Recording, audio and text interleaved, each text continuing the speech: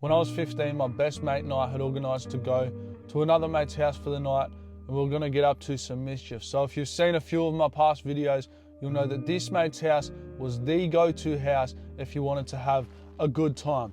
So I remember upon arriving there, everything sort of picks up rather quickly. You know, I guess you would say the shenanigans begun at a rapid rate. So we're chatting away, just being drop kicks as per usual. And I remember after about 1, maybe 2 hours of being there, my mate's mum had invited her boyfriend around. And I'm not gonna sugarcoat it, man.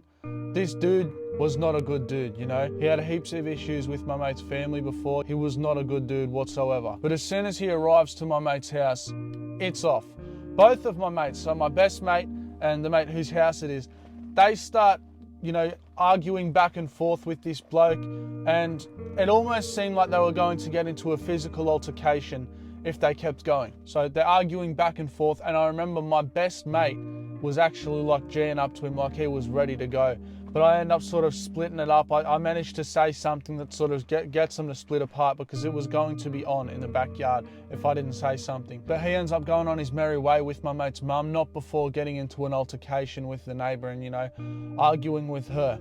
But they go back to his property, and the rest of the night's reasonably chill from this point. You know, we go into the backyard and we're sitting on a couch. It was like a little crack shack, so, you know, obviously there was a couch in the backyard. That's mandatory. You know, we're getting photos, talking, and there's conversation about going out. So I think probably half an hour, maybe an hour after this conversation, we do end up going out.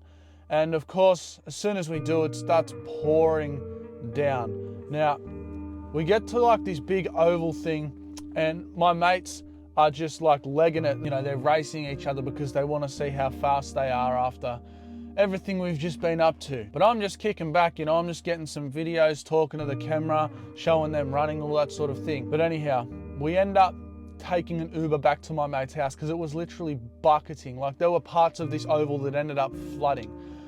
And we're just chilling, doing the exact same thing for the rest of the night, becoming less and less conscious about the actions that we're taking, thinking less and less as the night goes on. And it gets to 3:30 a.m. And this is the only part of the night that I can remember vividly. My mate receives a call from his mum in distress, saying that she was in this man's yard and she wasn't able to get over the fence. Now, at first, my best mate and I say to him, you know, it's nothing. She does this all the time. You've got to remember she's a G, and she's done this sort of thing before. So I wouldn't be surprised, bro, if we get down there and she just jumps the fence right away. But he insisted that we go down there. He was very persistent. Now, this isn't me blaming him for anything that's to follow here, but he was persistent, and fair enough, it was his mum. So we end up going down there. We take the slowest way possible, which we weren't aware of. And as we're approaching the property, we just hear the loudest revs of this car. So that's when my best mate and I actually take it seriously, and we go, okay, this could be something serious. Maybe she wasn't joking. So we get to the fence, but just as I suspected, she jumps it as soon as we arrive. She was able to do it the whole time. And this is when everything takes a turn for the worst. My mate's mum tells us what's just unfolded inside. And I won't say too much here, but it didn't make us happy. It made us very angry. So we jump the fence and go in. Now, this bloke was not an overly successful man, to say the least. So the fence we were jumping wasn't into anyone's house. It was into a local business that he owned with his brother, okay? Because he was living on the sofa bed at this business, all right? So we jump the fence and we start walking up to the end garage where he is. Now, we walk up to the man and confront him about what's just happened. You know, my mate, I don't exactly remember what was said, but I remember my mate saying, "You think that's okay to do that to women?" He's just, you know, talking to this man. And this is where everything takes a turn for the absolute worst, you know? Buzz, his glasses come flying off. I'm sure you know what comes next. This guy certainly wasn't feeling overly good after we left the property. All right, so once we're finished with him, we actually jump the fence and we take a much shorter way home. We go home for maybe half an hour. And I remember this whole time, we're debating whether or not we need to go back, because we did not think that we had done enough to this fella. So we end up ballying up, you know, we put some shirt bellies over our heads and we walk the same short way back. And we get around this corner where you can almost have clear view of the property. So we get around this corner, and then if you keep walking straight and then turn, there is his property. But as we're approaching his property, we see red and blue flashing lights. So we all know what that means. We leg it back to my mate's house as fast as we could. We get back, we take the shirt bailies off, and we're talking to each other about what's going to happen. We weren't sure what actually had just unfolded and the true magnitude of the situation. So we go to bed at about 5:30 in the morning. And I remember the very next day we ended up hopping up at like 10 o'clock. So that's still quite early considering what time we went to bed. So we got about 4 hours of sleep. We were stressing this whole next day. We weren't sure if we were going to get arrested, whether we were going to go to jail, and we weren't sure what sort of state this man was in. And I remember this morning I called my mum and tell her exactly what had happened and what had unfolded the night before. I didn't particularly want to tell anyone, but I knew if I had to tell someone, it would be her. Because I knew if I were to get taken into custody, everyone would be wondering, like, what happened? Like, what did he do? And I needed someone there to be able to inform everyone, to enlighten everyone on the poor decisions that I had made the night before. Right, so on this day, I go back to my house, at which point my mate gets taken into custody, and they interview him, and he does not snitch. He does not say who he was with. He doesn't say what happened. And then followed by that, a search warrant was executed on his house, at which point they found a lot of things related to the investigation. All right, so it gets to the day that follows, and I'm having my mate stay at my house on this particular night. And we are stressing, we're still stressing because what's just happened to my mate's house. We think we're gonna get caught, something's gonna happen. We are definitely going to get taken into custody. Everything's gonna go downhill from here, but nothing happens. We don't hear a peep from the local police for a whole week. It gets to 2 weeks after we had initially done this. It's my mum's birthday, and I receive a phone call from my best mate. Now, at this point in time, I was a very lazy, unmotivated, useless dude. So I was in bed when my mate called me. It's about 9:30 in the morning, and I receive a call, not from my mate, but his mum. And it's him on the phone telling me, bro, my house just got raided. And I say, what do you mean? There's no way that happened. Like, you're pulling my leg. And he definitely was not pulling my leg. He was 100% serious, and he tells me exactly what happened. So I knew they were coming to my house next. I launch out of bed and I start making sure, I don't have anything that I shouldn't have. Sure enough, I don't. But I wanted to ensure that when this happened, I was not going to go anywhere for longer than I needed to. Now, I'm lucky that I had such a good mate to inform me at the time, so I could get prepared and, be ready, make sure I didn't have anything.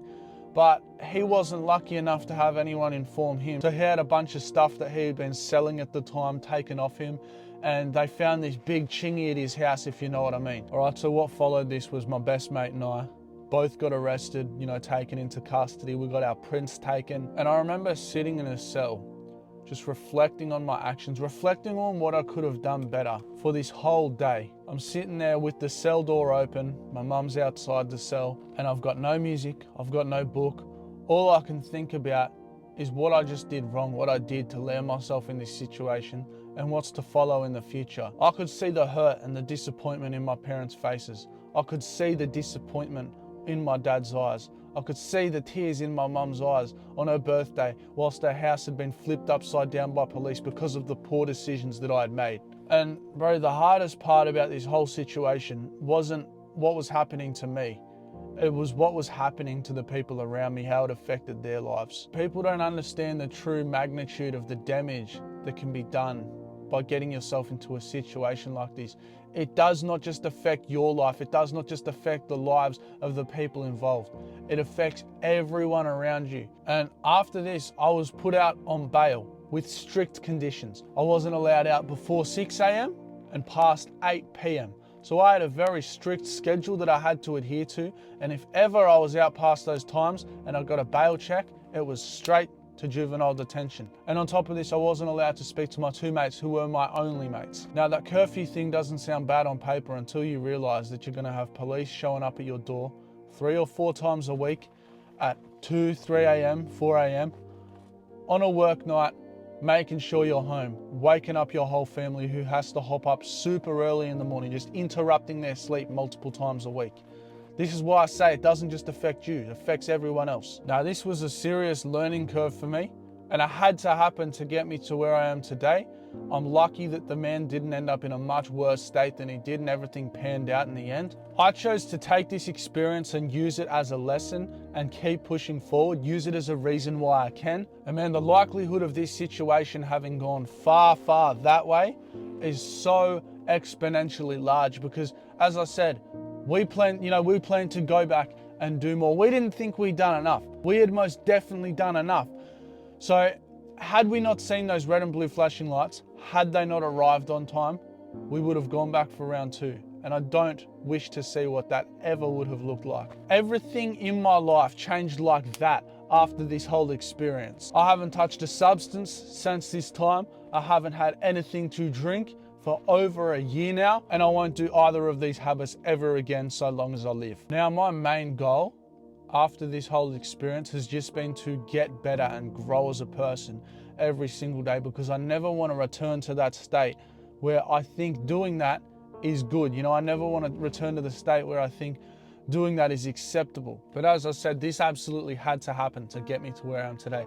Now, I'm not saying you should get yourself into a very sticky situation like I did in order to try and, extract a lesson from it. You need to learn from my experience enough to not make the same mistakes, and you need to learn from your own experiences that I hope are not as bad as this one. Because man, this was a tough period of my life, a whole nearly a year and a half of just not knowing whether I was going to jail, not able to speak to my mates, being super lonely, just working super hard in a factory, knowing that all of the money's gonna have to go to lawyer fees. And my lawyer kept telling me, you might have to go to juvie. I remember exactly what he said. Juvenile detention is most definitely on the cards, mate. I've seen cases like this before, and that's where they've ended. Everything can change based off of your decisions. So you've just got to make the right ones. And the reason that my life was able to change so instantly and so quickly was because I went from being in a very complacent, very comfortable circumstance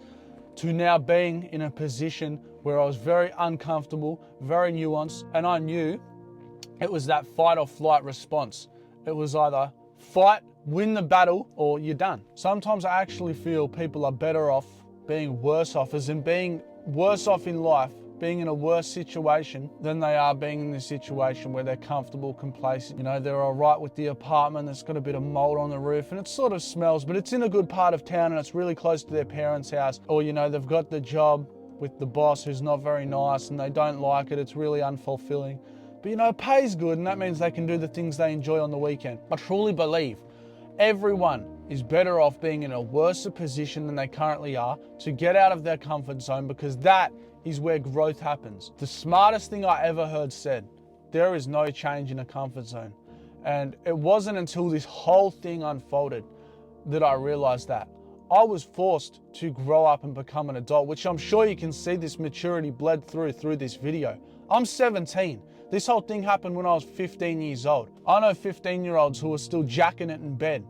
I had to grow up and become an adult as soon as possible when this whole experience happened. And most people will stay in this constant loop forever because they never want to go into the unknown. They never want to explore what they don't want to do things that they haven't done before because it's scary, man. It is.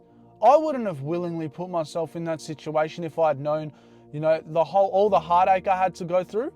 But I'm glad I did. And once again, I'm not saying forcefully put yourself in a situation that impacts your life and everyone around you and makes you very sad and everyone around you very sad.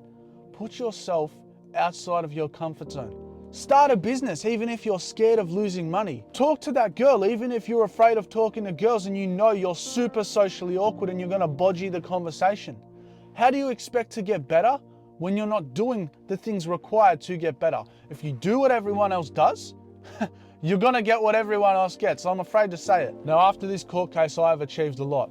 I opened a business, made my first $10,000, went completely broke and shut down that business, made a load of progress in the gym, started this YouTube channel and got it up to like 18,000 subscribers. And now, this is my full-time job, all in the span of what's coming up 2 years, 2 years next month. And a lot of this, I would say, is a result of being complacent and then becoming uncomfortable enough to change.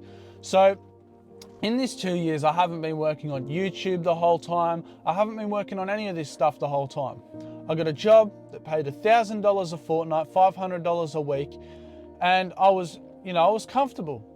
But it got to about April of this year and I was just so fed up with it that I ended up starting this business, making money off of it, and I finally decided to grow and change. And I remember in May of this year, I put in my 2-week resignation on the 14th of June, and I'm having my very last day, and I was not making enough money at this time whatsoever. So I took myself from being complacent, making $1,000 a fortnight, it's all profit because it's just my time, to now having to force myself to grow and make money myself, because if I didn't, I was screwed. There was nothing I could do. But by this point, I knew that the most growth was outside a comfort zone. So in order for me to level up this store and start making adequate sales, enough so that I could live off of them, it meant going into the unknown, doing the scary thing, the brave thing, and ultimately I started working towards that goal. I quit my job and I did that. And I have only just started making money off of social media. So for the past 8 months, I've made virtually no money, or no profit, that is, okay? So this is a timeful process and you've gotta trust the process. Just put the reps in every day, bro, and I promise, I guarantee you it will work out. So long as you don't quit. You only fail if you quit, don't quit. All right, I know that was a big yap, but break out of your comfort zone, stop being comfortable, stop being complacent, and you will grow. Hit that sub button, stay grinding, bro.